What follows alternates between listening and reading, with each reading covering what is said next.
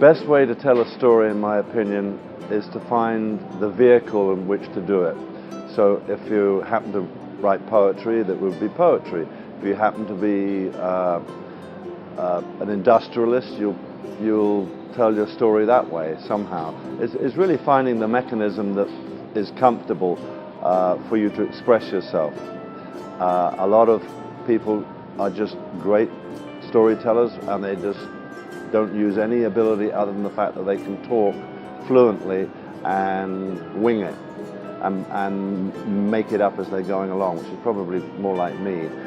I'm a musician, my heart is, I play drums, so it's that I'm not really speaking, but I am telling my story that somehow floats into the ether, but it's a support. I tell my stories by finding people, other musicians, that I can support. But storytelling is to find the vehicle that allows you to express yourself. The best story that I really loved, and coincidentally Kells, my nephew, who helped me put this lovely book together with Genesis, was he, as a production designer, he was working with Marlon Brando. And Marlon Brando was, the whole premise of this sort of seminar was that anyone can act.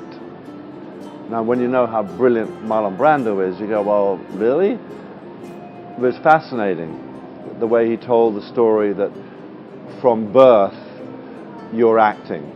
Whether you want the nipple, you're acting. And you're like, wow, I never looked at it like that. So the premise was that you've been acting your whole life from birth. And the way he told that story was very profound, and it stuck with me. And I thought that was a really powerful story, because it had to be a story to be believed, because it was sort of obscure, and that would be one of the greatest, because it lasted really for 3 days that I was there watching him talk and talk and talk and talk. But that would be a whole story to me. Best story that I've ever told. I would say I continue to tell the story about how my parents allowed me, encouraged me, which is a real story that has affected my whole life, which is to encourage the storytelling about the way I was brought up.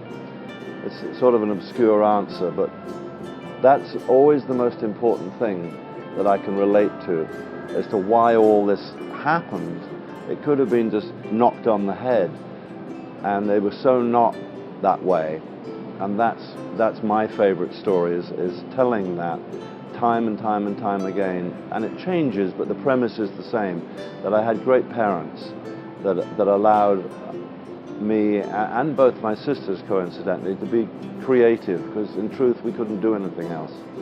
And often that gets squashed, which is a real problem in the way that lots of children are brought up, and they have to fight to be creative, and they don't get encouraged because that doesn't mean anything. You've got to do this and conform.